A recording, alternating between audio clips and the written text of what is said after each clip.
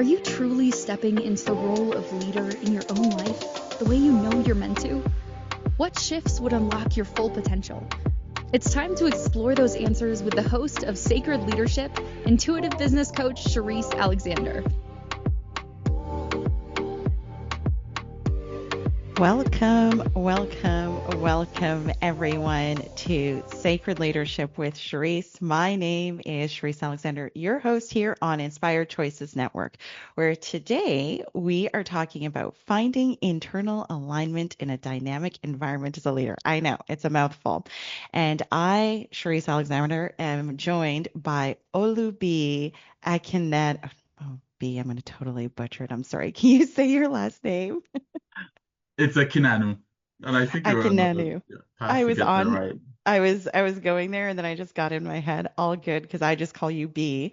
But today I am joined by B, where we'll be exploring how B specifically goes about finding alignment between internal core values and organizational objectives as a leader. In the world of business, this is often a question, the quest for bottom line versus staying in alignment with values that don't sacrifice the collective good. Each week, what I try to do is bridge the gap between leadership and the sacred, and is there a place for the two to coexist in a business environment?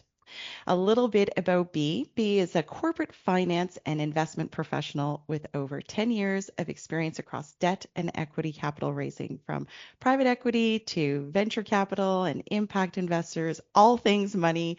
B is your guy. He currently serves as a senior advisor, corporate finance at Watt Renewables, a climate infrastructure developer focused around sub-Saharan Africa.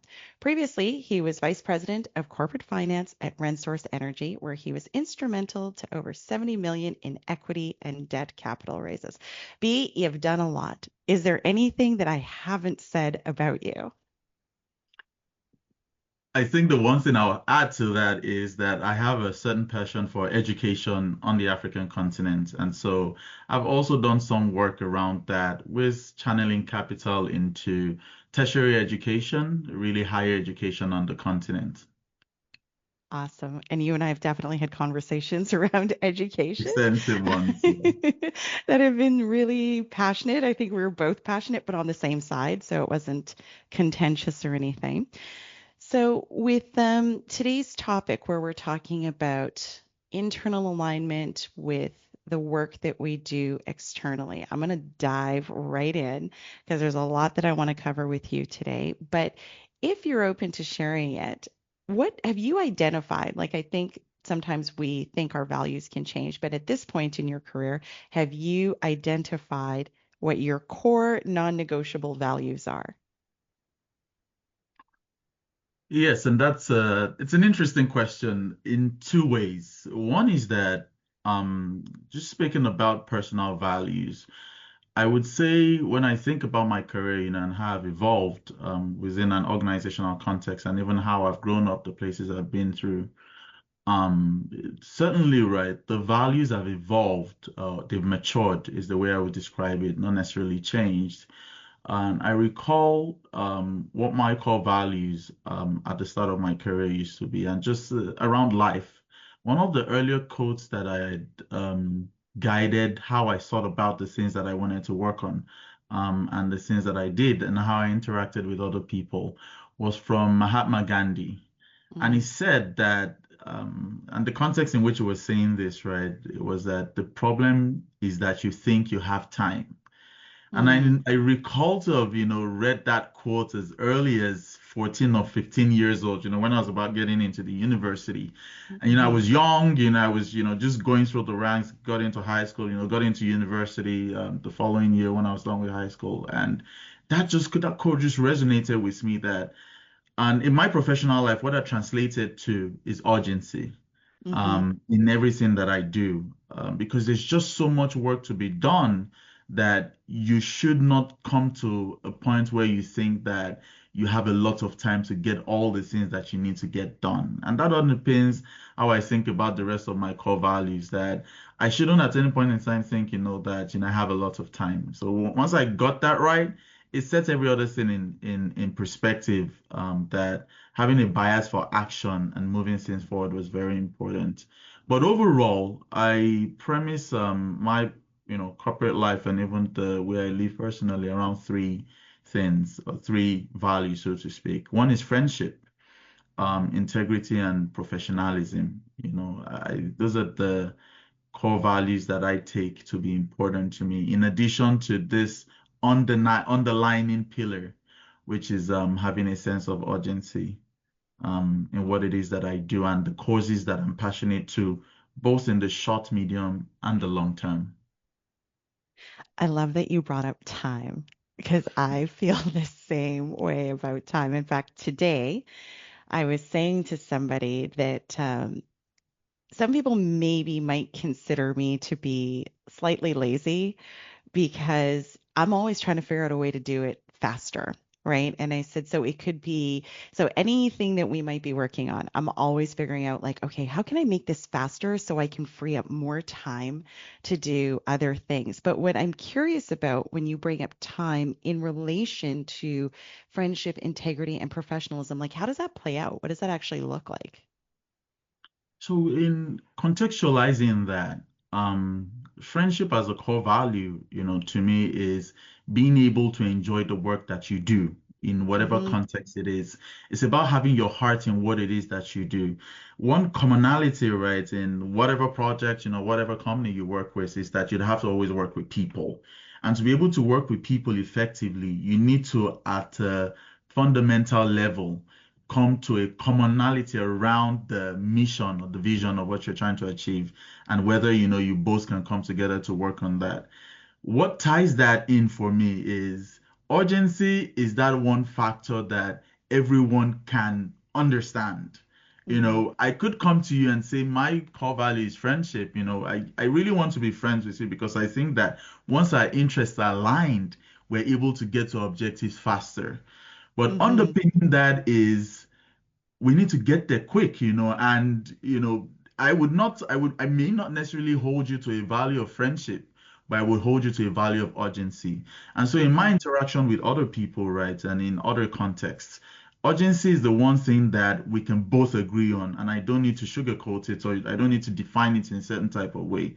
But the second level, elements such as friendship, integrity, and professionalism, like I mentioned earlier on. So the how I tie it together and why urgency is important is that I'm able to use that as a tool to engage others in a way that is Mm-hmm. measurable, if you will, so that there's no form of ambiguity in what it is that I'm trying to say, in the goals that we're trying to achieve together.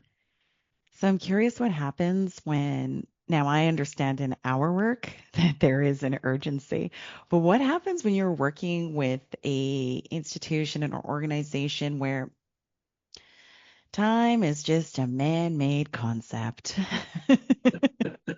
There's zero urgency. Oh gosh. What do you do when that happens? And it's especially when you operate in certain contexts. For instance, if you operate on the African continent, in emerging markets generally, you could find that to be a there's this concept of African time, I where think it's black people time, to be honest.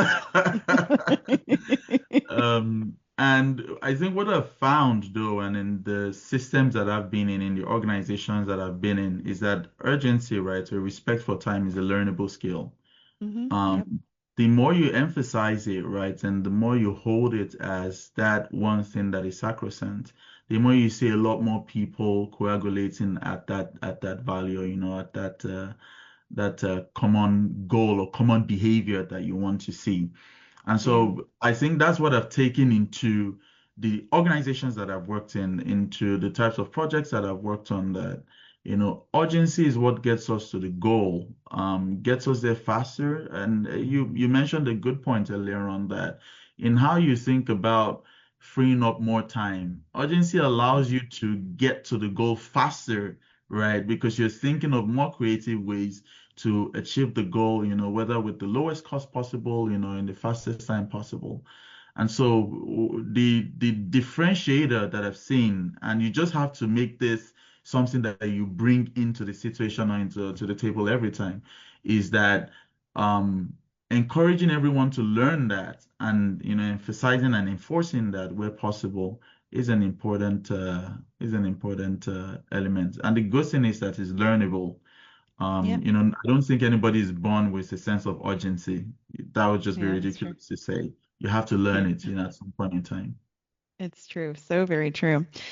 So just to maybe add a little bit of background, for I do talk a lot about my experience in Nigeria, but I'm wondering if for the audience you can share a little bit about your experience in Nigeria, like being born there and raised there, going to school, and now you're working there, and I'm going somewhere with this, but just for a little bit of background, because I like to call Nigeria a very dynamic environment, and I'm curious, like, just if you could share a little bit more about your experience. Yeah, there are a number of things that make Nigeria a very standout country. One is that, and there are a number of incredible things because, sometimes you hear Nigeria and you want to think that, oh, it's just a lot of bad things, that are happening in the Hmm. country. But the one thing that you can almost clearly, by just, waving your finger in the air and getting, is that there's incredible talent across the country, across different fields, whether it's the sports, whether it's entertainment, whether it's even more traditional sectors, the types of talent that we produce, even from our educational system, etc. And what we say is that there's so much potential in the country, but opportunity is where we see that there's not a lot of democratization across every individual that is born. So I'd say I grew up in a country that has a lot of potential, and still continues to have a lot of potential. It's a country where you have to think about a lot of things, the type Hmm. of education you want to get, the types of challenges that you could face when you're looking to get an education. I give a very simple example.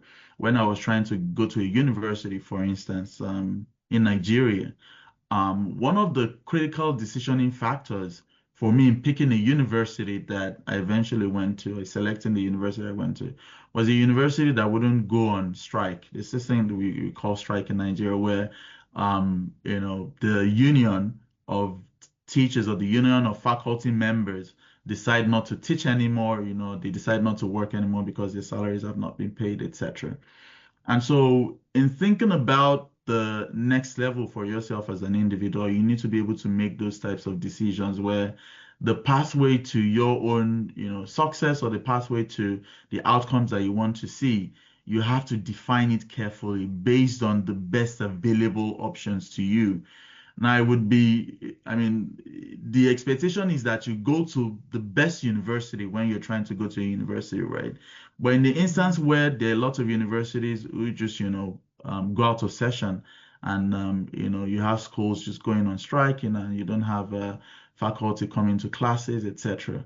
How you think about your decision tree for what elements to consider sort of changes. And that's the story of Nigeria, where a lot of the infrastructure that you need, a lot of the whether it's hard infrastructure or soft infrastructure, you have to think about it yourself to be able to get to the types of outcomes that you need. And so there's a lot of where there is a will, there is a way, because the way will not Hmm. just open up to you. You have to have the will to decide that this is the path that I want for myself. And this is how I'm gonna get there. And I give a last example before I hand over to you, Sherisse, is that when growing up, right, I was, a good science student. I was good in STEM, the sciences. But when I wanted to pick a career choice, for instance, right, as early as high school, I thought about going to commercial class, right? We call it Hmm. commercial department, where you can study accounting or business or commerce effectively. Primarily because I thought that, in a country like Nigeria at the time, if you wanted to practice, you might not necessarily, if you want to practice the sciences, you might not necessarily get the type of exposure that you needed in the types Hmm. of organizations or the institutions that we had. And so I made that type of call to pursue that career path as early on. And then, today, I'm in corporate finance, just continue to pursue that path. As you can imagine, the types of deals that we're even doing in Nigeria and the African continent, right? they can be comparable, and the type of work that you put in, they can be comparable to anywhere in the world. So effectively, that's the type of environment that, Nigeria is like, where you're thinking through. You have to think carefully about the options available to you and how to get to the outcomes that you need to get to. But again, the incredulity of the talent that we have just means that on a day-to-day basis, we're solving those problems. Yes, and I want to talk more about education because I have more questions, but we are going to go to break. So when we come back, we will continue to talk more with B about finding internal alignment in a dynamic environment as a leader here on the Inspired Choices Network. Sherisse Alexander, Sacred Leadership with Sherisse. We'll be right back. Leadership isn't reserved for CEOs or world leaders. It's something each of us is called to embody in our own lives. But how do you awaken that inner leader with clarity and confidence? On Sacred Leadership with intuitive business coach Sherisse Alexander, you'll discover powerful tools and spiritual insights to align your words, actions, and outcomes. Tune in every Wednesday at 11 a.m. Eastern, 10 Central, 9 Mountain, and 8 Pacific, right here on InspiredChoicesNetwork.com.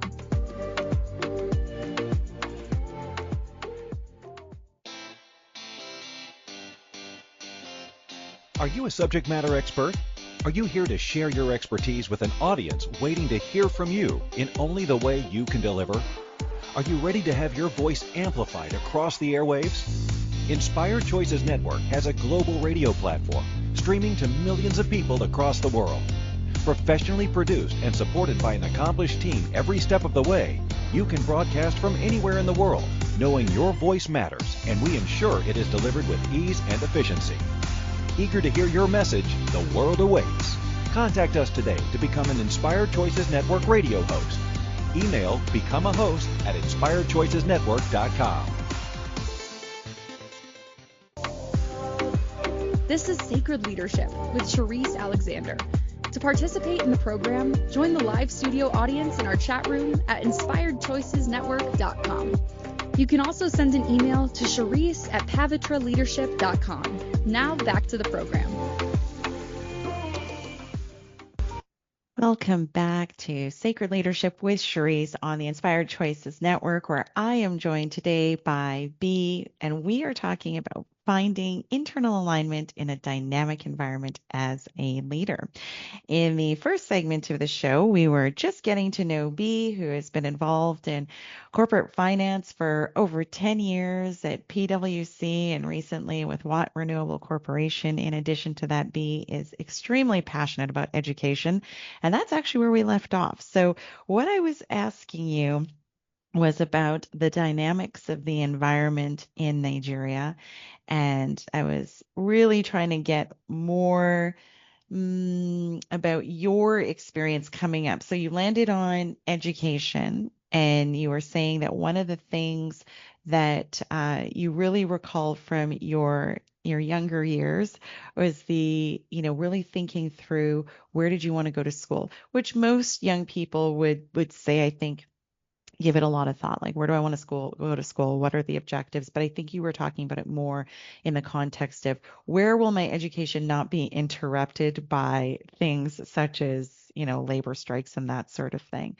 So do you think that, I don't know how many years ago university was for you, but do you think that today the youth are facing similar challenges, or do you think that they have evolved significantly and then there are other things that they need to consider, as it pertains to education? Yes, thank you. And yeah, I think there are two or probably three perspectives to that question. One is, the world has significantly evolved, from where it was, even for Nigeria, over the last 10 years.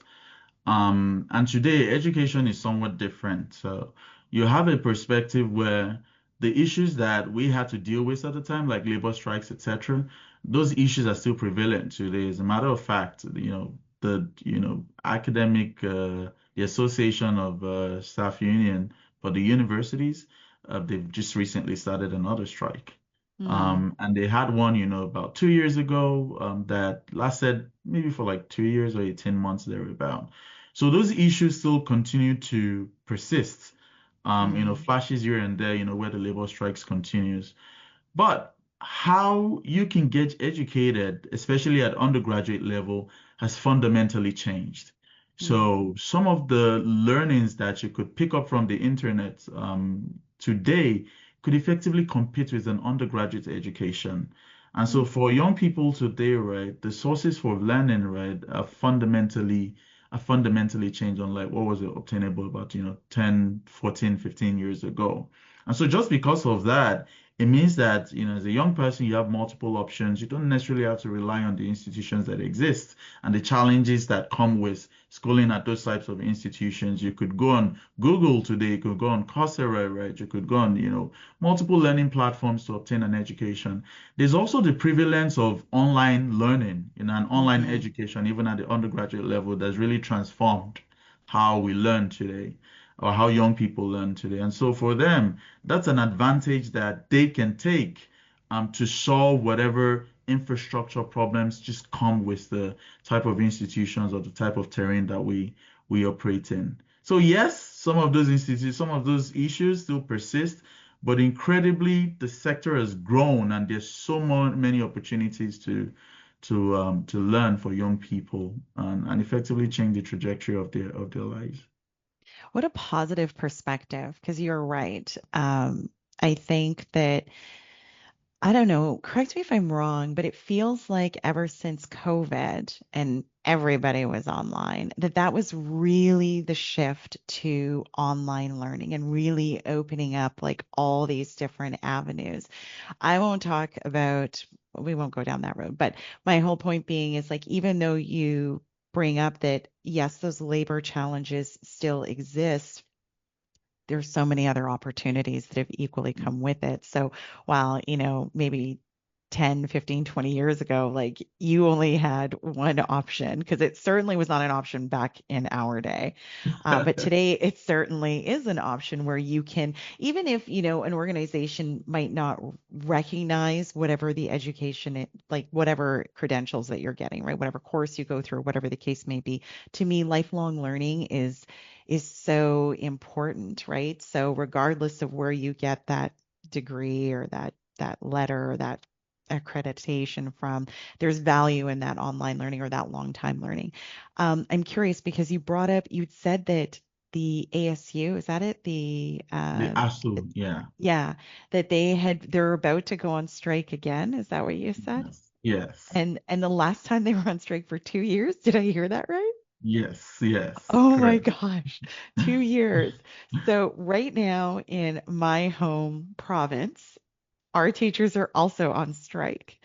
And so my son, who's a teacher, I'd said to him, I said, well, what do you think the issue is? I said, do you think it's money? And he's like, no. He's like, no, I don't think it has anything to do with money. He's like, money's probably on the list of things that they want. But he said, I think it's more resources. He's like, the Mm, classrooms are stretched at, 30 kids in a classroom. They don't always have an EA, an assistant, or an aide, which makes it really, really challenging. And teachers are asked to do so much more much. today with Yeah. so much less. And we can't deny that, like, there is the idea that, and I'm talking about younger kids, I'm not talking about post-secondary, but there could be the idea that I'm going to send my kid to school. School, you're responsible for raising my kid and Mm, give them good values and bring them home to me and make sure everything's out. So I don't want to say a lot of parents, but I think that's what teachers are getting at when they're saying, more resources. We can't do everything. We can't raise the kids and give them education and be the parents and make sure that they eat and do all of these things. And oh yes, and the extracurriculars, and the list goes on and on without more resources. So it's interesting to me that you're talking about a strike that's about to happen. We're having one right now. So I think I yeah. tip my hats to teachers. So They're thank you undervalued, I think, is the way to for describe. everything you do. Let me just say it very, very clearly. Um, so with that in mind, what would you say then to leaders that are, responsible then for the bucket of education? So where I come from, it's provincial legislators. It's the province that will come to the table with teachers and negotiate whatever their collective agreement is. I'm not sure what it is here in Nigeria, but what would you say to leaders that are trying to prevent strikes or, trying to bridge the gap? Yeah, and in Nigeria, for instance, right, the government is really interested in getting to the negotiation table Hmm. to solve that problem. Um, I think it's the problem is multi-pronged. So just beyond the regulation and beyond the legislation, which I reckon what you're saying is that, what legislation can be put in place to get the right resources or the right Hmm. infrastructure into these institutions and the schools. Um, because education, to a certain degree, depending on how you look at it, has a very long-term return that is Hmm. not particularly tangible. When you think about, from a corporate finance perspective, you can see the commercial returns, right? They're Yeah. very intangible returns, but they form the bedrock of the development of any nation.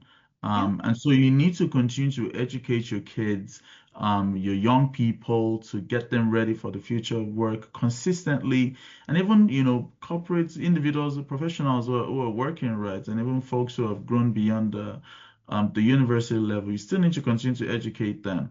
But what that means is that your investment in education needs to be consistent over the long Hmm. term. You cannot just make a one-time investment. And there's this example we use in Nigeria where in the 70s to the 80s to the mid 90s, education was fantastic. And all of a Mm. sudden it just went downhill from there because there was no reinvestment in infrastructure, etc. So to, regulators and individuals who, put together these types of legislation, the feedback would be to think about sustainable investment in education. The sort isn't for it to be a one-time investment that is significant. The sort is for it to be consistent and for it to be Hmm. sustainable. So designing, whether it's a fund, designing a system that allows for consistent investment in education, which has, visible impact. So whether it's infrastructure, investment in classrooms, etc., all those are important. And, that's the guidance that I would give to regulators or legislators. Right. I could not agree more. It is a long game. And, we've over the years seen a lot of evolution in what, at least in the community I live in, around education and how it's delivered, right? As I said, many years ago, it was you went to your school, you did your thing, and you went home.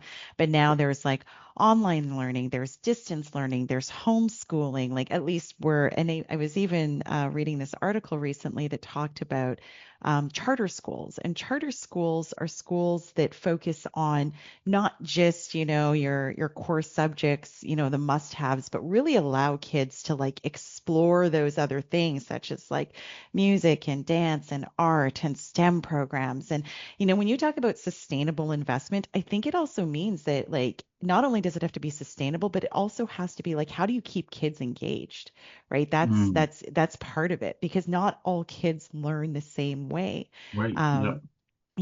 so if you think about back in the day when you were learning, like how fun was it to sit for an hour, or hour and a half and read some dry textbook and like be fully engaged in something that happened like so far like in the past, or you couldn't figure out how it related to your experience. And I think that maybe that's one of the changes that needs to occur with education is like how do you engage kids more so that they actually want to learn and that they want to be there, right? Because is that a problem as well in Nigeria where, kids get up to post-secondary and then they're just off in the workforce and, education's for the birds kind of thing? Or do Nigerian youth feel like, no, I got to get those degrees?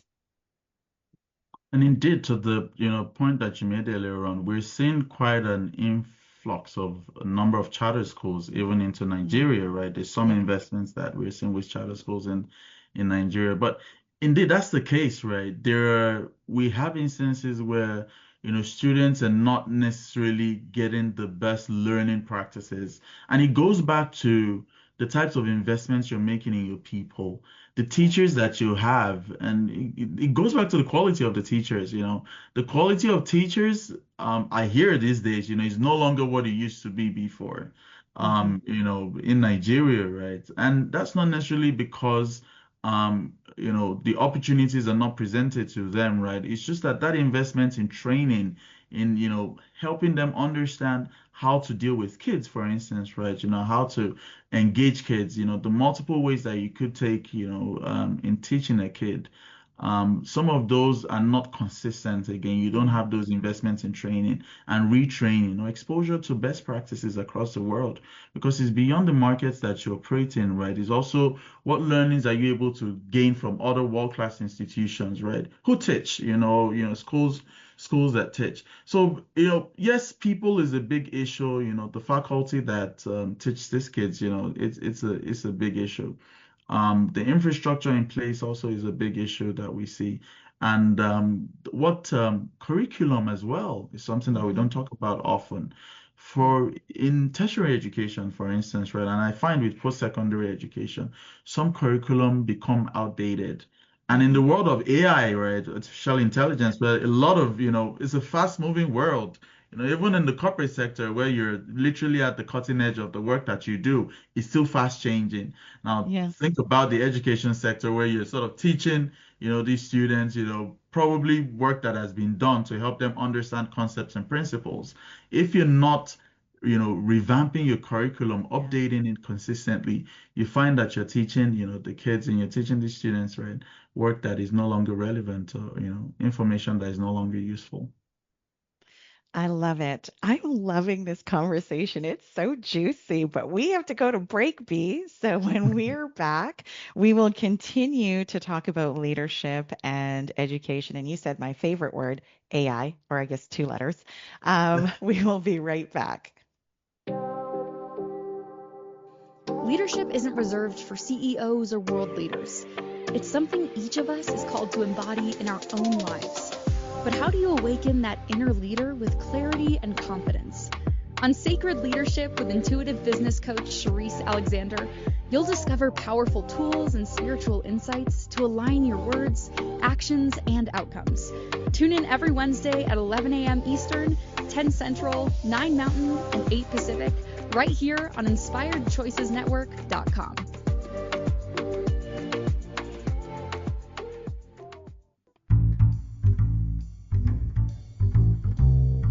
How wonderful would it be to carry your favorite Inspired Choices Network host with you throughout your day? Well, now you can. Inspired Choices Network now has its very own mobile app. Our free app offers live streaming shows, along with thousands of podcasts and TV episodes.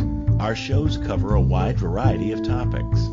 Whether you're waking up with us, carrying us through the day, and taking us to bed with you, we're always here for you to enjoy.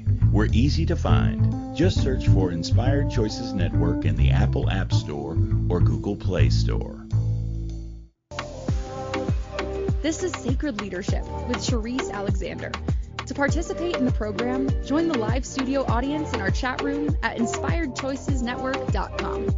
You can also send an email to Sherisse@pavitraleadership.com. Now back to the program. Welcome back to Sacred Leadership with Sherisse. I am joined here today by Biyi Akinnaanu, and we are speaking about finding internal alignment in a dynamic environment. And Biyi and I have been spending actually the better part of the discussion today talking about leadership, but a lot in the context of education. So we've really touched on education a lot in the first and second segment of today's show. And I'm going to pivot just a little bit because I'm curious. You've already said you're really passionate about education, and you and I have dialogued a lot about how, you know, the system, and I think the system not just in Nigeria. I think we're both saying that the system globally is being really challenged right now. And leaders really needing to find a way to make it sustainable, make it accessible. That's the other thing, right? Making it accessible and also making it engaging. And so the question I would pose to you is, given that you're so passionate about it, and I think that in parts of your life you are actively involved in education and mentorship, how do you find alignment with, your values and your core, like what you're passionate about, in an environment that makes it really, really challenging? And again, that's not specific to Nigeria, that's the globe, because the globe, I think, is challenged by education right now. How do you do that? There's this favorite, not a favorite word, but there's this word, called, well, a twin word, tone deaf. And I think in Nigeria, you need to be environment deaf to get anything done. If you say you're passionate about anything, right, the country is going to test you, and it's Yeah. going to test the boundaries of that passion and whether you truly care about it. The problems, they just innumerable. I think is the best way to describe it. Mhm. Whether it's with on a day-to-day basis, whether it's with regulators. We talked about the regulators earlier on, right? And how they form such a huge piece, they can impact the sector that you operate in, for Mhm. instance, right, and determine the types of outcomes that you see. In education, for instance, in Nigeria, they set the types of standards that you can have, the types of academic standards for entering to university, for instance, right? And just because of that, effectively means that they are impacting the quality of students that come into institutions, and effectively the quality of students that those institutions can produce. And so there's just a huge impact that they have from their end. And it can make your work frustrating because Mhm. one example that I mentioned at some point in time, I think it was you, Sherisse, I can't Mhm. remember, where the minimum entry requirement into a university was dropped. And Yeah. the impact was just clear that yes, just like you said, right, there's an import to make education accessible, but you shouldn't do that at the detriment of quality, right? There Agreed. should be a way to think about making the minimum entry requirements, right, at a high standard, and then focusing on the pipeline that gets into those institutions by, whether it's teaching them. Because if you're having to lower the standard so that you can get more people into universities, it means that the secondary education that you're providing, or the primary education that you're providing, there's something fundamentally wrong with it. Mhm. And so that can be frustrating because if you work in that sector, you then wonder, we're trying to produce quality outputs, but you're saying that, the entry requirements, right, is going to be lower than what it is that we're used to. So I go back again to, how the country, the continent will test how passionate about, the sector that you say you're interested in. And for me, what really brings it home is that we are at a point in our own growth story where everything needs to be built. Yeah. And the types of experiences, right, the types of learnings, the types of networks, the type of places that we've been to, I sort of feel a huge sense of responsibility to Yeah. be able to give back in my own way. I talked about a sense of urgency earlier on, right? It's that sense of urgency that overwhelms me to say, yes, I'm in corporate finance and I've done corporate finance, for the last, 10 years, right? But education is such a big sector that needs some type of impact and needs some type of change. I want to contribute to that. And so if you don't have a sense of responsibility, right, in Nigeria, to understand that what you need to see, you have to build it, Yeah. right? You're not gonna get anywhere. And for me, that's how I find the internal alignment that if I do care about this and I complain about it, I have to put in work to see the outcome that I need. Enter cliche, be the change you want to see. Yeah. But you're right. And I remember the day that I talked to you because you were really fired up about it. Because at the end of the day, when we have that conversation, it's really recognizing that you're handicapping your youth. You think you're helping them, but you're handicapping them because you're not you're not necessarily equipping them with the resources, and I'm talking about knowledge, in order to realistically compete. Because let's face it, that's what it is. Once you graduate, you got to go find a job, and you're in competition with however many hundred other million youths there are that are looking for jobs. Globally. Yeah, exactly. Right. And then there's the global stage, right? I was just talking about Nigeria, but I mean, if we expand that to the continent and then the globe, and then of course there's this leaving syndrome, the Japa syndrome that That person happens, right? So it just makes it so much more difficult for your future to be able to really be effective and solve the challenges here at home or want to solve the challenges here at home. So, um, yeah, I couldn't agree with you more about the tone deaf piece. It's like you really just kind of got to put on the blinders, look up every now and again just to make sure that everything's okay, but stay real focused on where it is that you're going.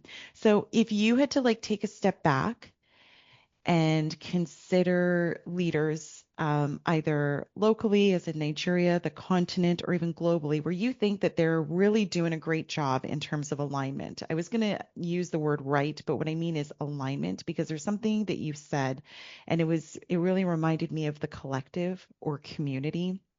So to me, a really great leader, yes, can make tough decisions, et cetera, has their core values, knows what they are, can really, and those are where the challenging decisions come in, right? When they're sometimes in contradiction with what is in the good of the collective. Is there anyone that you can think of, country or institution or individual, where they're nailing it, where they are in alignment and we can see that? Yes, I think a few come to mind, but I'd probably talk about Matt Tilliard, who is a partner at Cross Boundary. And Mm-hmm. when they started the institution, they thought about it, as solving a huge energy problem on the African continent, either by providing energy access to individuals, to corporates who need it, etc. But Yep. they've effectively evolved that company to a platform that serves multiple sectors that are focused on impact.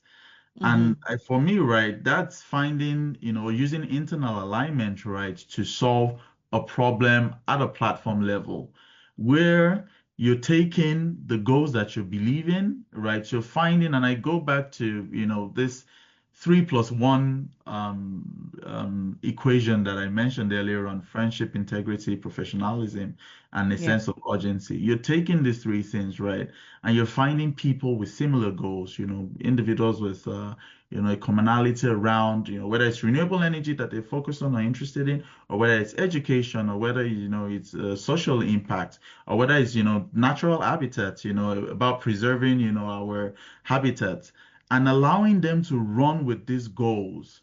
I think from a leadership perspective, from leadership leaders that I admire, I think Matt Tilliard, in how he's shown leadership across boundary, I find that exciting. And it's a number of partners, right? I think there are about three or four partners. Mm-hmm. There's Peter Joubert across boundary as well too. But how they've really been able to find a crop of professionals to drive change across emerging markets on Mm-hmm. different platforms, So they started out with a focus on renewable energy, but now they've evolved into, natural or nature. Now they're focused on nature conservation and raising capital to finance initiatives in that pace.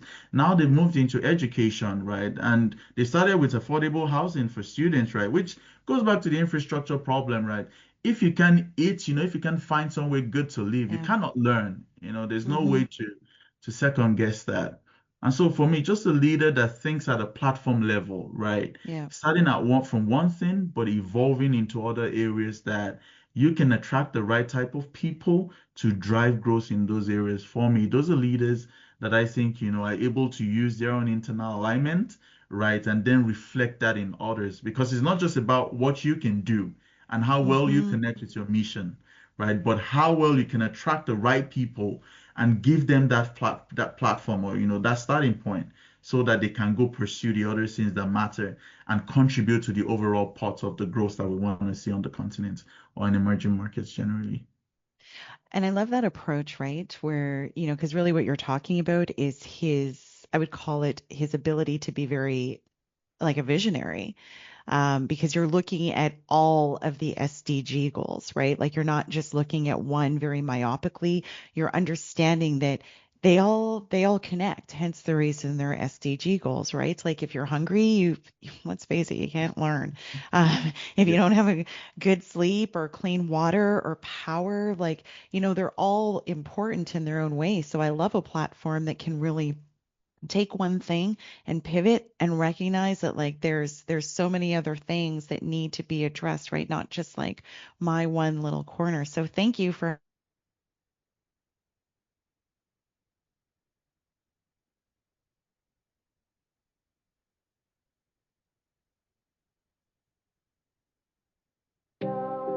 high about finding alignment in a Leadership very isn't reserved for dynamic CEOs or environment. world leaders. It's something each of us is called to embody in our own lives. But how do you awaken that inner leader with clarity and confidence? On Sacred Leadership with intuitive business coach Sherisse Alexander, you'll discover powerful tools and spiritual insights to align your words, actions, and outcomes. Tune in every Wednesday at 11 a.m. Eastern, 10 Central, 9 Mountain, and 8 Pacific, right here on InspiredChoicesNetwork.com.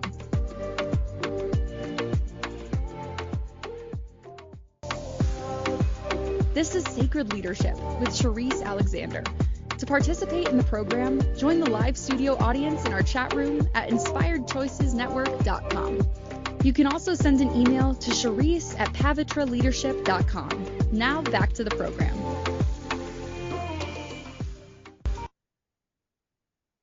Welcome, welcome, welcome back. This is Sherisse Alexander on the Inspired Choices Network, and I am joined here today by Biyi, where we are talking about finding internal alignment when your external world is very, very dynamic. So we've talked a lot today about education, and right before we went to commercial, we were chatting about a leader that Biyi could identify that was really nailing the whole alignment piece, internal values in an external or very dynamic external world. So, Biyi, if you had to identify three qualities that leaders should be mindful of in order to be an effective leader, what would you tell them?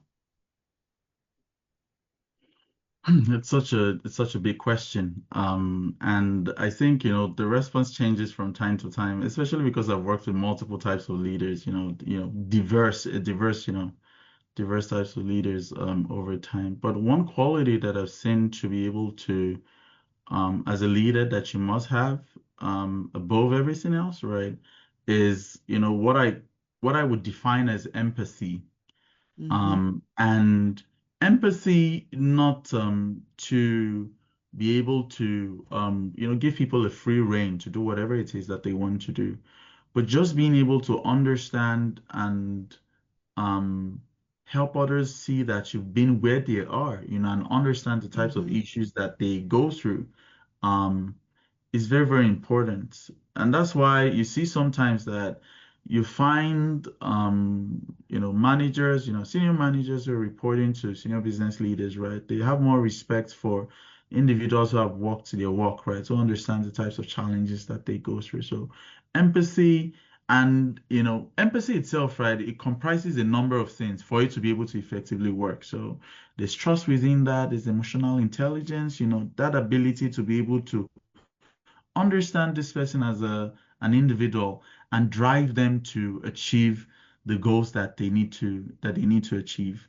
Mm-hmm. So empathy is I think is a big one because it means that you understand the people that you work with and you're able to incentivize them to achieve the goals that they need to achieve.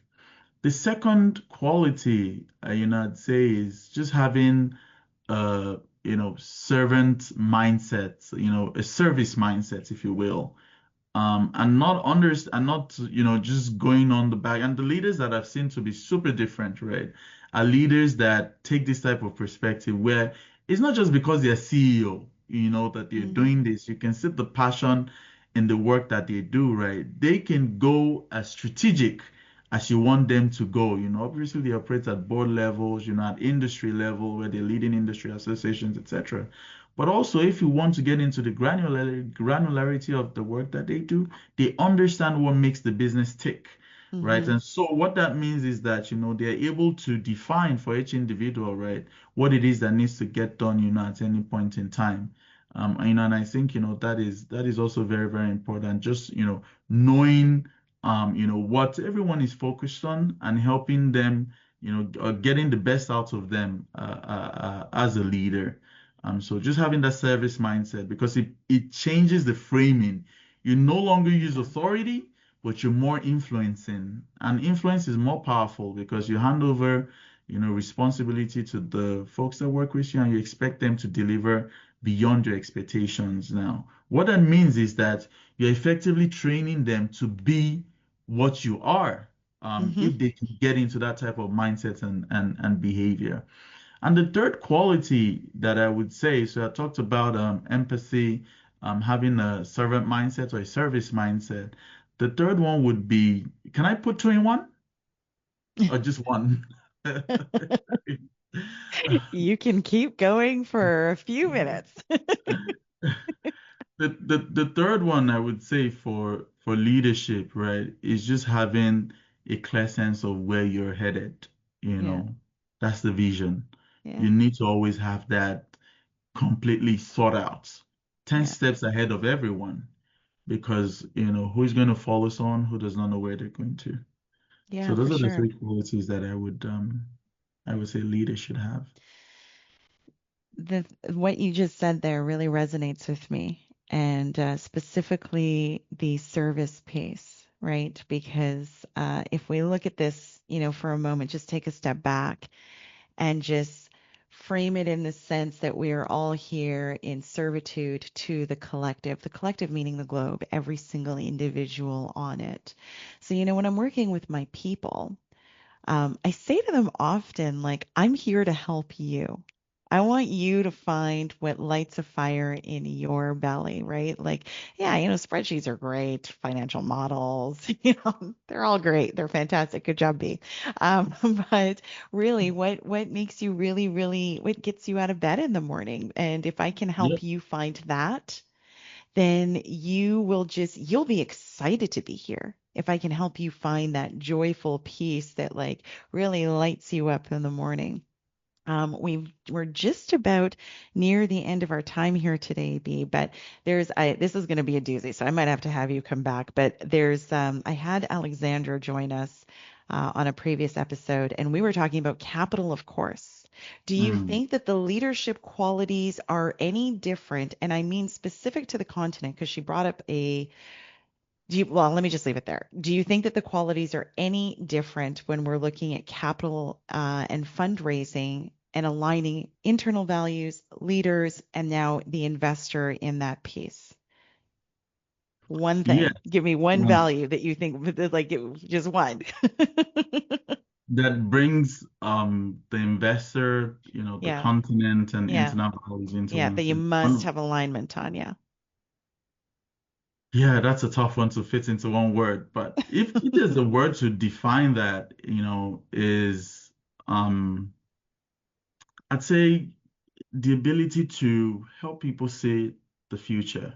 And that's just Yeah, storytelling, I think is yeah. the best way I would capture it. You must be able to tell stories, because if you see the individuals that have really pushed the boundaries of civilization, the ability to tell stories of where we're going and paint a picture of the future has really been critical to those outcomes. Because once you set the story and you set the goals and you tell it well and you're able to capture hearts, you will find all the muscle to build it out. And Hmm. that's the word that would define that. Storytelling. I don't think I've ever heard you say that. But you're so right because if you think about, I mean, you and I obviously work together. And I say to folks often, especially when it's from a sharing what it is that we do perspective, yes, solar panels are great. I won't say great for the environment. We'll say they reduce, CO2 emissions. Let's say it like that. And they have their positives for the environment and the community.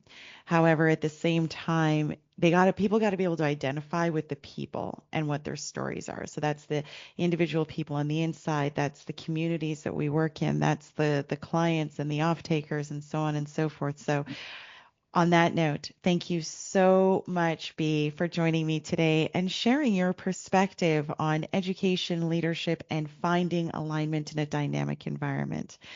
For the viewers and listeners, until next time, take care.